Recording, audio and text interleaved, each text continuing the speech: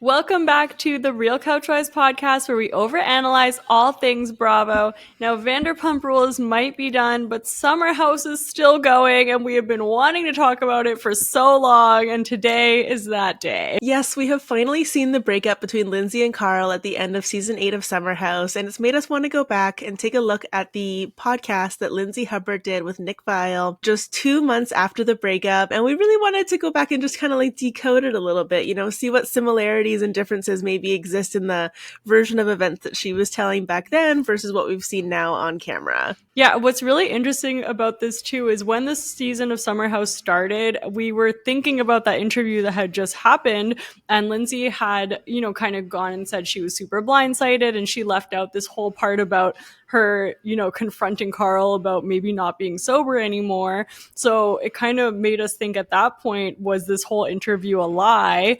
Then as the season goes on, and, we see everything Carl is starting to do, and all the doubt that he's having, but not really telling Lindsay about, we kind of see a little bit more of where she was coming from. So that's kind of why we want to go back, look at it now. Hindsight's 2020. Hindsight is definitely 2020, and we can definitely I feel like we can definitely see kind of more, where each person was coming from now. And definitely just want to like level set with everybody, like we're not here to kind of like call out Lindsay and be like, oh, you were lying about this, or call out Carl and you were like, oh, you were making this up. It's really just about like, looking at the source material and decoding it a little bit, getting into the nitty gritty. That's it. And also, I think one thing is really clear coming out of the season is that these two people were not meant to be married. Like, it is actually really a blessing that this happened. It's super unfortunate for everyone involved, but they just cannot support each other the way that they want to be supported, and they've both acted pretty horribly. Yeah, and they're both better off for it too, right? Like Lindsay's now in a relationship with somebody. She's been seeing him since January. Like, I think that she would very much agree that she's off in a better place now, and I'm sure that Carl would agree that he's off in a better place now. So it's all worked out perfectly for them. Yeah. So let's dive into going back in time into this Nick Viall podcast. This magical time machine that we have here.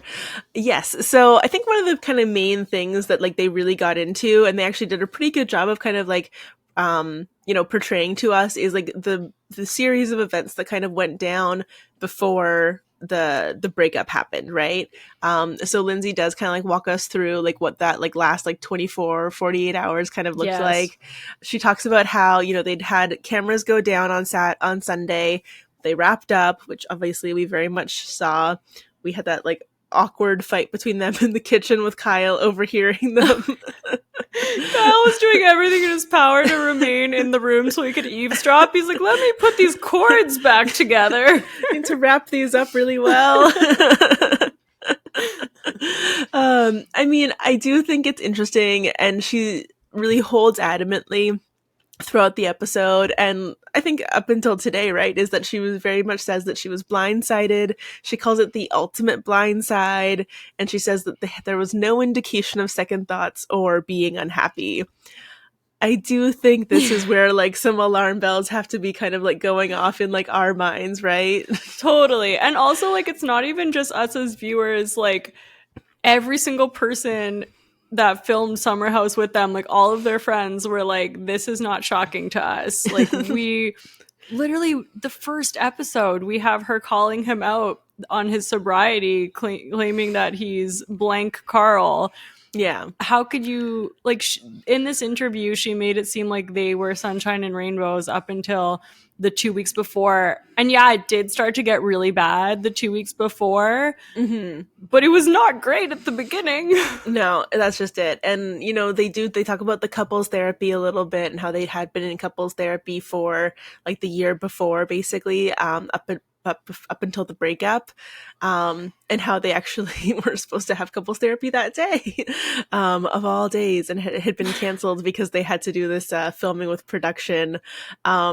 But yeah, it is interesting that like, yeah, she's pushing the narrative of I was blindsided, I had no idea, and yet we kind of like see what we have seen over the course of the summer, and we're just like, even like in that kitchen episode, like that scene in the kitchen on the Sunday, like he was already saying things like, I would have second thoughts, or I might have hesitancies, or whatever. He literally right? Like, said that, like that came out of his mouth. Yeah, unfortunately. Even like Lindsay, when she met with the girls after the breakup, she's like, Mm-hmm. oh, like all of the girls are coming, like maybe they have information that I can use to like make this make sense. Yeah.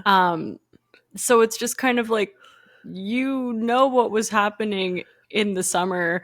Yeah. I think a lot of it just also comes down to, we've talked about this a little bit before, Lindsay in Mm-hmm. relationships she's always had this kind of like chaotic relationship.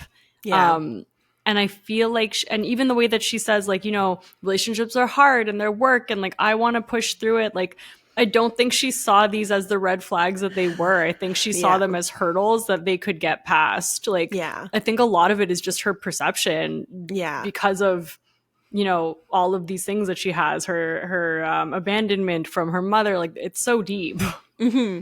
No, exactly that. I think it's so interesting that she thinks that these are normal things to have to work through as a couple. And, you know, yeah, marriage, life together, living together, whatever you're going to be doing as a couple can be difficult and can be hard, but like, it should not be that hard. Like, there's no reason for it to be that level of difficult, on either of their sides, right? Like, No. And it also makes me kind of think back to like, maybe how Lindsay might have a little bit of like selective hearing. Like, she kind of like hears one version of something and like doesn't really like necessarily like have it like penetrate her brain. Because I think that also makes me feel a little bit like we have like the conversations that she was having with Danielle last year, where Danielle was kind of like saying one thing and Lindsay was very much kind of like responding to something else. And you're kind of like, not that I think that like that, I don't want to open a whole other can of worms, gosh. but like but like, it was that kind of like, you know, I think that there is just a little bit of selective hearing sometimes and picking and choosing, you know, what your partner is saying to you in the moment. For sure. And it's also just like, I really feel like she did herself a bit of a disservice going on to this podcast, and also just the whole narrative that she pushed before going into the season with her being blindsided. Because then like the fact that the first thing that we, the audience, see is her just calling him out on his sobriety and them having these horrible fights, episode 1, we're just going, what do you mean you were blindsided? Because I do think that things that she started saying after that, with Carl kind of planting seeds and like just his complete swap towards her of who he wanted her to be as a person, she has points, but we were kind of blinded at this point by being so like, what the heck just happened, right? Like, by just not understanding the narrative she had versus what we saw the first half of the season. Yeah, well, and I think that she's really benefited from kind of like the short-term memory of the audience, in which like, you know, that was all the way at the beginning of the season, and now here we are at the end of the season, and a lot of the things that like the audience is kind of like outraged and upset by are the things that Carl kind of like specifically did, or some of his failings, right, in the relationship. And so she's kind of like, it's worked out in her favor almost that those allegations were all the way at the beginning of the summer. That's true. Because we honestly, like, I feel like watching the season, you're pretty frustrated at what Lindsay's bringing to the table. Yeah. And then and then it gets later, and then you're like, wait, no, I'm mad. Now I'm mad at Carl. Now I'm mad at Lindsay. Now they're just, they're not right for each other. They're just mad at both of them. Like, literally. Like, this was insane. This was insane. It was. We just watched this like relationship like very slowly implode. Like, it just kept on getting worse and worse. I just didn't expect for it to be literally from the beginning of the summer, because like, she had also been saying like everything was fine until the last 2 weeks. Yeah, exactly. Well, and so that might be worth kind of like actually getting into exactly like the minutia of like what she says. Yes. Of how this all kind of like did unfold. So as mentioned before, you know, they had wrapped the filming on Sunday. They basically kind of like worked like two ships passing in the night. Like, he had golf on Monday. She went to go get her nails done on Tuesday. She went to the Barbie movie with Gabby. I love that was pointed out. I know. Well, it was the summer of the Barbie. It was the year of the Barbie. And basically she leaves the movie theater and she's gotten a text from production that's talking about how the two of them are going to be filming tomorrow in their apartment. It's a group text, so Carl has like already like started to respond to the message being like, oh, okay, that's fine, like here, I'll move couples therapy, that's like whatever, right? Like it's very convenient that he was able to do that. So he made it seem like he did not set this up, like that exactly. they were just like, oh hey, and he did not film with Kyle just before. Yeah, exactly. Very, very convenient of him. And then basically she gets back from the movie theater and he's like already in like the guest bedroom, like asleep or whatever. And she's like, I know that he's hiding from me because he knows that if I speak to him, like I'm going to ask him like a lot of questions, which I think kind of also mimics like what we were seeing about like the questions that she was asking about the career and like, you know, like him not being wanting to like field any more questions basically. Yeah. And we do know that they were sleeping in separate rooms. Yes. But not just these last few days, but like during the summer. Yeah, exactly. And he even, I think he was talking on, was it just on the after show that he was talking about how he'd like gone to like a hotel like a couple of times. Like there was one that he like was like had stayed at, so it wasn't something that was too irregular in their relationship for him to kind of do that. But they did briefly talk like the next morning, because I guess he couldn't hide from her forever. And so in the next morning, they did have like a little bit of an exchange, and she was asking him those questions. She was asking, you know, do you know what they want to film today? And basically they kind of like the two of them kind of got into it. And he said, if you don't change, I'm going to I am this close to calling off the wedding. And talks about how there was more like just like conflicts around the communication around his career specifically.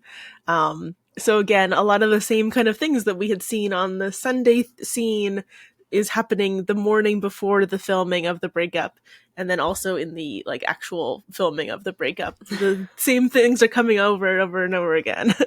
Right. Yeah. So yeah, very much again, you know, blindsided. How blindsided could one be?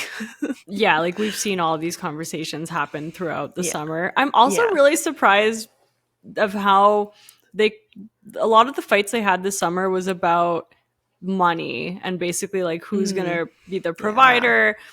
Did they not talk about these things before they got engaged? Like it feels like they literally have sunk up on nothing. Well, and I feel like this also makes me kind of think about you know, the elephant of the room is you guys make really good money from what you're currently doing right now, right? You're on Bravo, you are filming a reality TV show, you have an episodic rate, you know, you're making 6 figures a year, right? Like no matter what you're doing, you're doing pretty well for yourselves. So they were only allowed to talk about the other part, like the influencer parts. Yes, yeah, exactly. And so and it like, I don't know if it makes me think about like Craig back in the Southern Charm days, especially like the early Southern Charm days when he was still pretending that he was going to be a lawyer, and how like Whitney and Shep and like Thomas would always like give him a hard time for like not having a job, and I'm just like, but his job is the show. Like, what are you guys talking about? My job is just beach. Yeah, literally, the job is beach.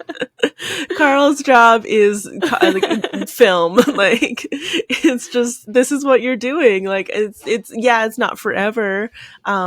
But it is like what you're currently making a huge amount of money at, and it's hard to imagine that they can't like, I don't know, like that would be such an issue, because I just feel like you're making such good money, and like you're also like you weren't dating somebody that was like working in like finance, like with a trust fund and 6'5", blue eyes, like you're dating somebody who's a reality TV star, and like that's what he does, and that's kind of like his bread and butter, right? Like, yeah, Carl's never been this like super driven business minded guy that was like, he's not Kyle at least kind of like does have a little bit more of that drive. Yeah, no, I mean, yeah. He has drive. That's the thing that he has. He has something. He's got something going on. Yeah, it's so funny, and it's just kind of like, maybe she was more blindsided that he actually did call off the wedding, and also like when we actually did get to that scene, it did feel rehearsed to me. I'm actually interested to know what you felt. It definitely felt like he was like, okay, his cameras are here, Lindsay's sitting here, I'm gonna just word vomit all of my problems to her. Yeah, because we did watch him through the whole summer talked to everyone else except for her about the problems that he had with her.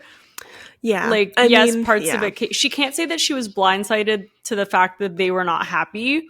Mhm. That's, we have to call Clear as BS. day. It's here. We can see I it. do think that, like, she didn't know the extent of what he was feeling because he didn't share a lot of it with her.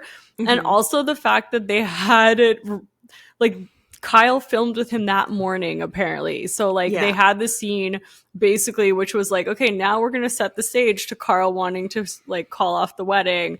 And then we're going to move right into this other scene. Like, those things, I could understand why she was feeling set up. Because, honestly, up until seeing it, I was like, no, I don't think it went like that. I think Carl just wanted to pause the wedding. It didn't sound like that. It definitely sounded like a breakup. Like, he used words that was like, this isn't working. I don't want to do it anymore. Yeah. Yeah, I mean, so I do, there's a couple of things in there, like, I do see how it's, like, a little bit of a setup, right? Like, for her to kind of come out of the movie theater and see, like, oh, we're gonna film tomorrow? Like, what's that about? And, like, for her to kind of, like, you know, try to talk to him the next day of, like, hey, so, like, what, do you have any idea what this is about?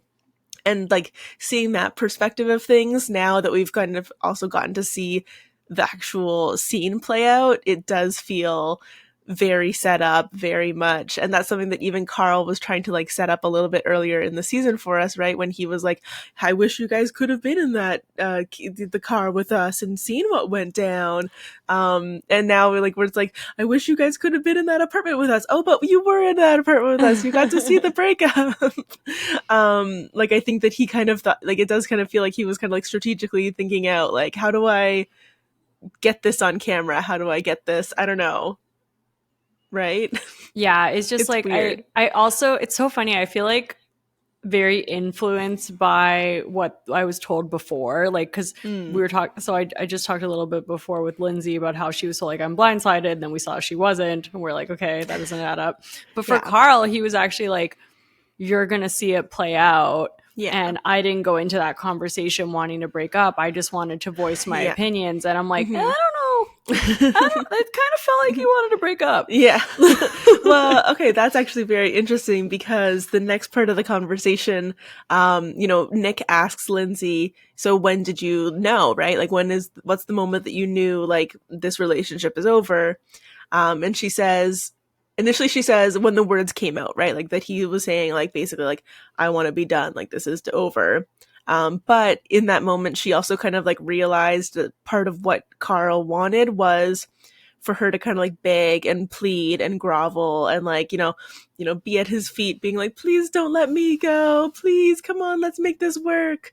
And she just couldn't do that, right? Like, that wasn't, like, going to be something that she could do. That wasn't, like, something true to herself. And it's interesting because in the after show, you know, Carl says, you know, if she had, like, in that moment, like, ran into my arms and was like, oh my God, let's work this out. Let's get married. Like, I love you. I want to do whatever. He allegedly would have taken her back. And it's really hard to believe that the energy that he went into that conversation with, that he would have taken her back, or that he, like, that he could have thought that could have resulted in a positive outcome of their relationship, like a next step or whatever. Yeah, it really just felt like somewhere, honestly, going into the so I don't know if I fully buy Lindsay saying that he was leaving breadcrumbs. Like, I feel like she was trying to make it like a Tom Sandoval leaving breadcrumbs that him and Ariana were gonna break up. I really don't think it was that blatant. No, I don't think so. I do think that something clicked with him that summer. You saw him the whole season kind of more and more being like, I don't think this is right. I don't think this is normal. Like, we're not communicating properly.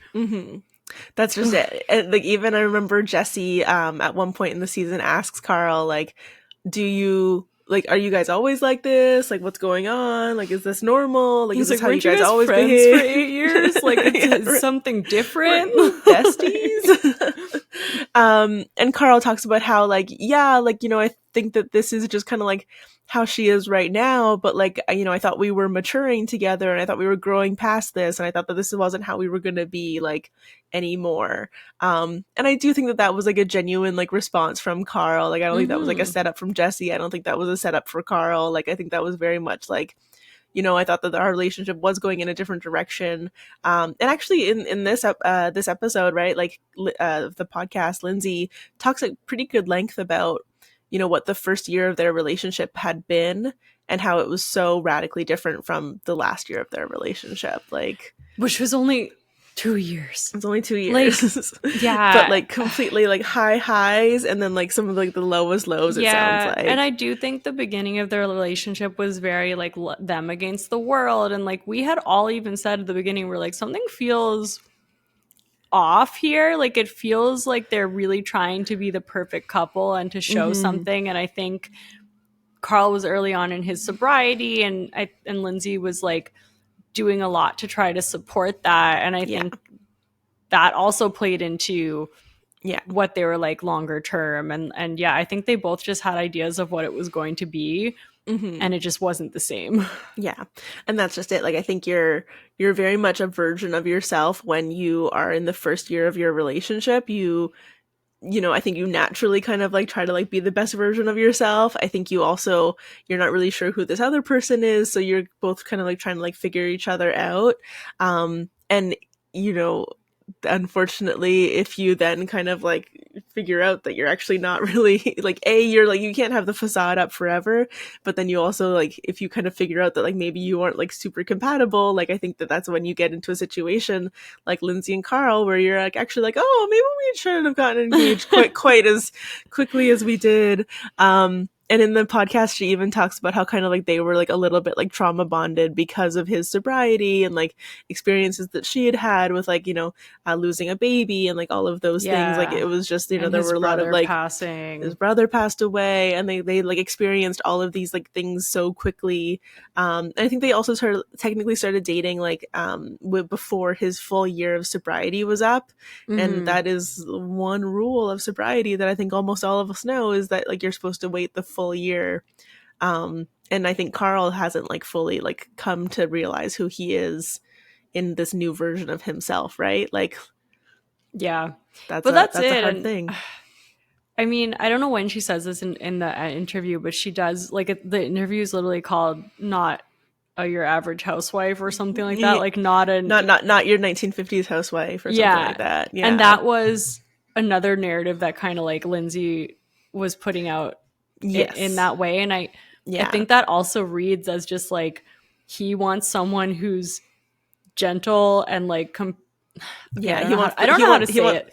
He wants like the Stepford wife, right? He wants like the person that's gonna just like, yeah, that sounds amazing, Carl. I don't know if that's what he wants though. I think it's an extreme. I think it's because they're both really extremes. I think like Lindsay is really pointed, and she can be aggressive in her delivery. Like I myself would be scared of being on the other end as a person who is like terrified of confrontation. Yeah. And then he's like terrified of confrontation, so much so to the point where he doesn't want to talk about anything. Yeah. So like I feel like that comes off as like, to her she's like, you want me to be a Stepford wife, and to him he's like, you're always yelling at me, when she's really just questioning him, when she's really just like, a lot of her questions make sense, but he's like, oh my god, he takes her questions as like attacks. Like they're just not speaking the same language. No, they're not speaking the same language. And that's the thing too, like right in the conversation of the breakup in the apartment, she talks about how in the previous year, like Lindsay had been the sounding board for Carl, right? He was always coming to her with the questions because he was like not sure what he was going to do with Loverboy and like what his next steps were. And she liked that she got to kind of like do that for him. And now here it is a year later, and he's like just trying to figure himself out, and he's like not really sure what he wants to do. And all of a sudden she's asking the questions, and he's not really kind of getting the same experience or the same response, or not enjoying that experience in the same way now that it's kind of maybe a little bit more pointed at him of, okay, you have to figure this out. Okay, it's time. It's been a year, dude. Let's figure this out. Yeah. And I think that's fair. Yeah, I mean, yeah, I think it's fair on both their counts, right? Like Yeah. she wants to know what he's doing with his life, and he's like, "Well, I don't know what I'm doing with my life." Like, Yeah. and you can't rush that, right? You can't rush like, "Oh, well, now my life is together magically." Yeah. Unfortunately. And it's like he obviously wants a little bit more just like support, I guess he is what he was saying in that with Yeah, Loverboy and stuff. And yeah, um it is nice that him and Kyle at least are at a better place. yeah. And I feel like the Loverboy thing makes a lot of sense, but we also It don't does. really know what actually went down Yeah. at the end of that relationship last year. Yeah, no, exactly. We're never, and we're probably never gonna know at this point. But yeah, it seems good. Hopefully, Loverboy is no longer making negative amounts of money, and whatever sponsorship Carl is getting paid, he hopefully is, making income in addition to whatever he's making on Summerhouse. Because let's be honest, he's 100% gonna be fine. Like he's making more than enough money. This is such a tangent, but have you followed the whole like Kyle versus Craig with like the Yes. sponsoring of the Yes, the Spritzes? Spritz. I did. I got a little bit deep into the Spritz conversation. Oh my god, that's so where, wild. where do you fall? Are you a team Kyle or team Craig in this situation? I feel like I'm Team Craig, to be Yeah. honest, but maybe we should. Okay, for those who haven't followed it, I'll do a quick little recap of kind of the situation that went down. So essentially, there are two competing Spritz companies. We have Spritz and then Loverboy, which Kyle was like, "Oh, we're not a Spritz company. We just sell some Spritz." And it's like, okay, whatever. I wouldn't know the difference. So these are the two companies. One is headed by Kyle. The other one is headed by the ladies who also produce or create or whatever The Toast, which is another podcast in the Bravo sphere. Essentially, it sounds like the Spritz kind of like they approached Craig to be like, "Hey, we'd love to like work with you. Do you want to do like a brand ambassadorship, basically, where he's gonna get probably paid to like do promotional materials and whatnot for them, but also kind of gets like some equity in it because of kind of how that works out." Craig allegedly then went to Kyle and was like, "Hey, I don't know why my hands are still up. Hey, like, I've been approached with this opportunity, but, I'd love to buy into Loverboy. Like, maybe this is something that we could work out instead." Obviously, with the whole kind of like relationship with Summerhouse and Paige and like all of that kind of makes sense as well. And basically Kyle like owns the private equity part of, well, not private equity because it's his own thing, but he privately owns Loverboy and he didn't want to take on any other like investors. And so he kind of like turned it down. yeah, because apparently they don't have they don't give other people equity because they get all this free like amazing free on advertising like week to week. So Kyle kind of like aired these grievances towards Craig and Spritz and like threw some daggers on Watch What Happens Live. And then the ladies of The Toast very smartly were like, "Hey, like, well, you threw some shade at us, so let's throw some shade at you. You take advantage of all these people who basically, do free advertising for you. We're not going to do that. We're actually going to pay people, because we know like what people are worth, and that these like people who are influencers and have these like platforms are hugely, influential, believe it or not." And yeah, that's basically kind of like the beef that's happened. I've seen some of the like promos and stuff with Craig. I love them. I think they're hilarious.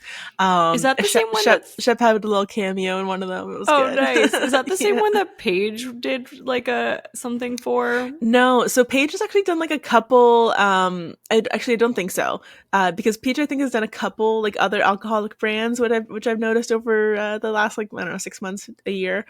She did like one with Malibu, which I guess is like a rum or something, and then another one I can't remember. But interesting. So I don't know why Kyle is so angry about. I know, that's just it. Craig. He's been very lucky that he's been able to last this long without this situation coming up, because I think that there is a lot of brand sponsorship opportunities that are happening for Loverboy on Summerhouse. Bethany Frankel knows all about that. Yeah. The Bethany clause. The Bethany clause. And yeah, it's just interesting how that's kind of played out. And now maybe we'll have some new tea coming into the summer. Oh, man. Some twisted tea, perhaps. The original lover boy.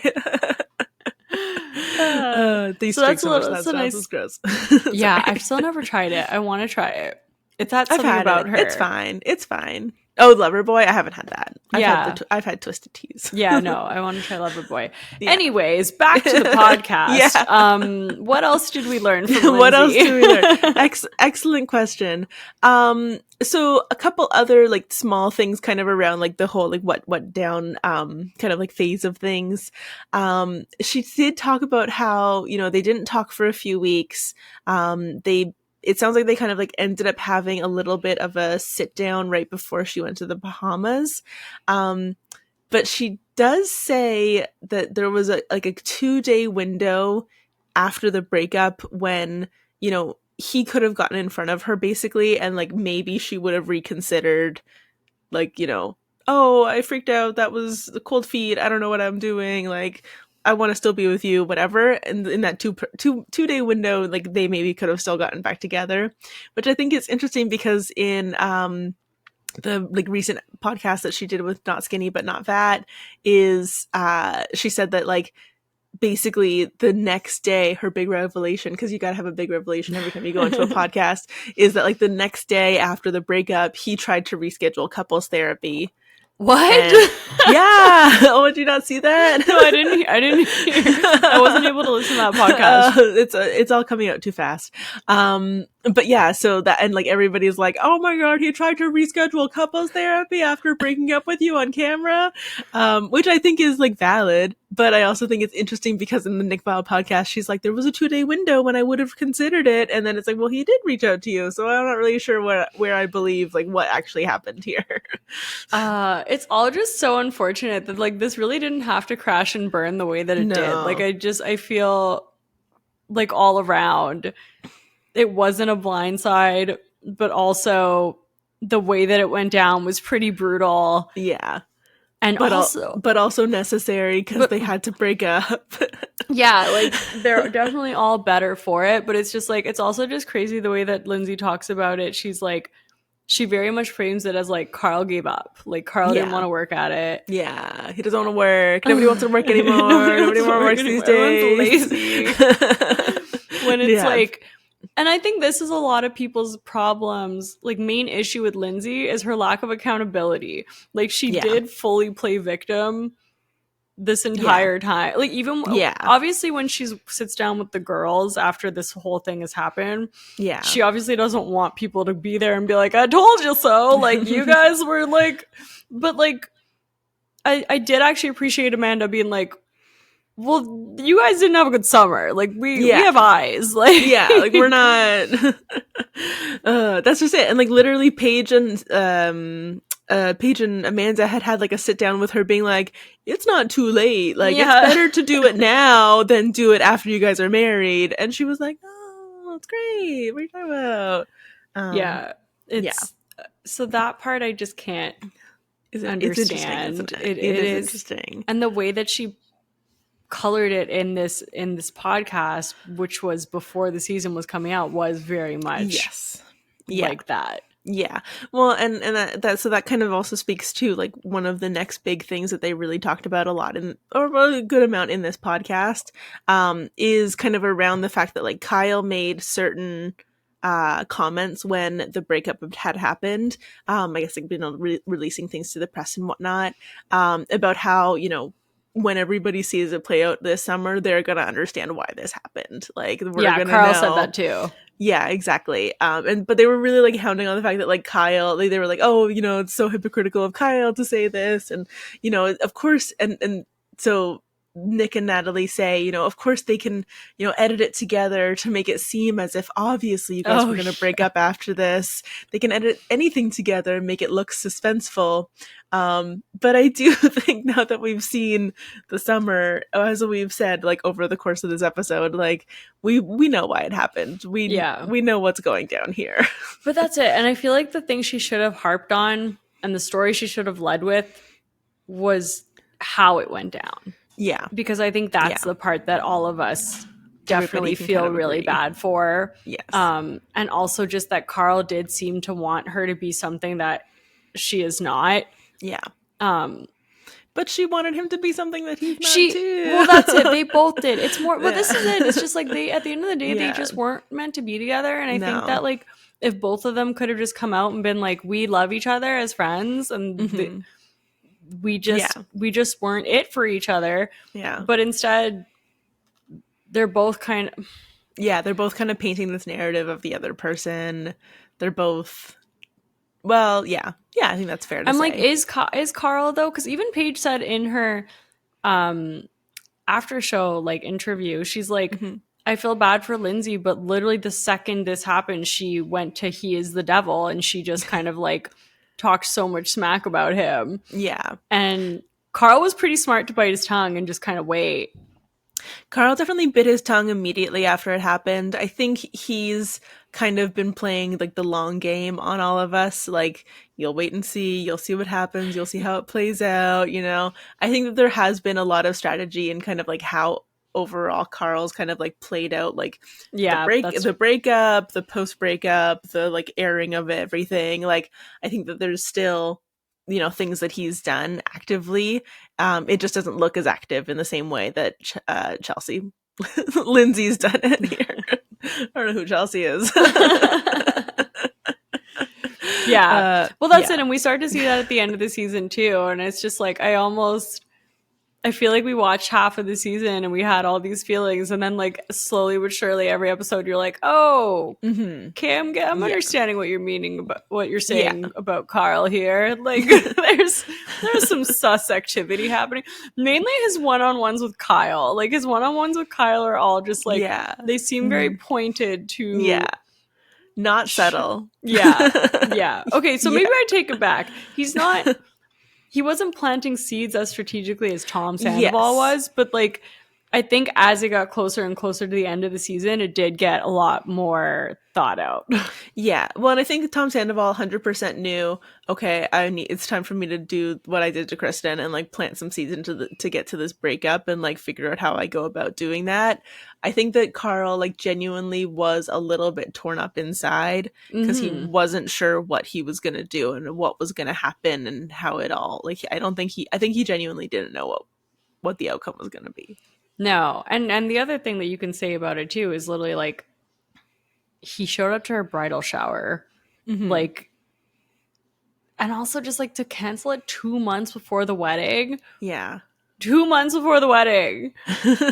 There was so, like, I don't know, something just broke in him at that point, I guess. Yeah. I think he was like, this isn't getting better. This is only getting worse. And it's now or never. We have to do this. Like, yeah. It's crazy. I think he was ready to do it.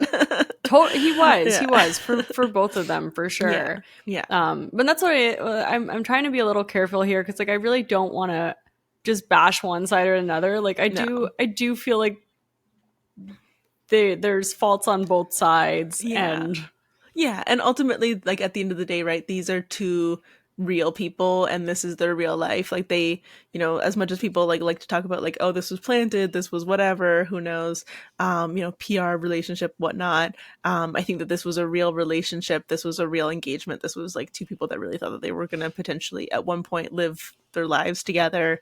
And then we just watched that relationship like slowly dissolve over the course of a season, and we get to watch it for entertainment, but they have to live through it. And the real. We've said it a lot too. Like it is really like these are best friends, and they had such a good friendship, and it is really sad that friendship is no longer. Yeah, and it's just I feel like everyone just kind of wishes they didn't go down this path, and I also can't imagine how difficult it's going to be for them the next time they get into a relationship. Like that's a lot of trauma to unpack. It is a lot of trauma to unpack. Hopefully everybody has a good therapist. Get Ariana's. Like, clearly that one is amazing. That one is worth its weight in gold.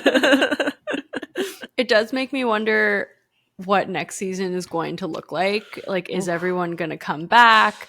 Because this aside, or actually no, this with, it Yeah. just feels really sad to be like, this was one of their best seasons ever when it was literally like an implosion of a relationship. Like that feels wrong. Yeah. But the people, like the house had fun. They somehow had fun and drama. Yeah. And it wasn't all about Lindsay and Carl, because Kyle and Amanda were also there to rival them for most dysfunctional couple. Oh, certainly. They always have a baton in the race or whatever the saying would be. Like tagging you in this episode. Okay, Kyle, go have a tantrum outside. You throw all the lover boys. Yell at Amanda some more. That's a really good look.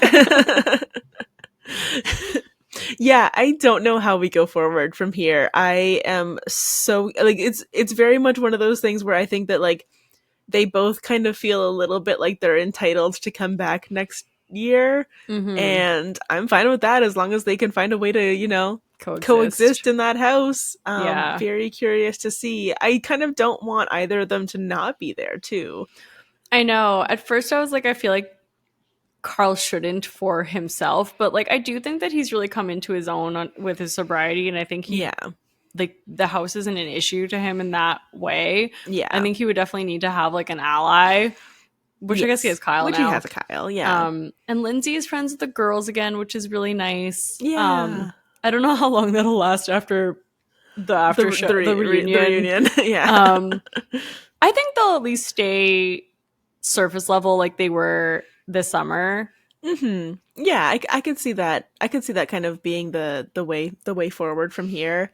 Yeah, I don't know. I think the biggest tests that Carl has had in that house have kind of like already like happened and played out. So I definitely don't think it would be like a problem for him to come back. But I do hesitate to kind of like know what the like producers are thinking about how they kind of like structure this summer. Yeah. The cast was just so fun. You know what's so funny? I feel like literally VPR and Summerhouse have swapped. Yeah. Like last year coming out of Summerhouse, we were like, everyone hates each other. This was so boring. Yes. This was so hard to watch. Yeah. And then VPR was like, this is amazing. And then like this year, so VPR were like, everyone hates each other. This is so hard to watch. Oh, that's so accurate. And then we're like, why can't they be real friends like Summerhouse? Yeah, exactly. Why can't everybody just get along? Yeah, it is very unfortunate that they can't seem to have like each have a good season. They have to swap like that. I'm hoping that we break that curse next year and we have 2 really good seasons.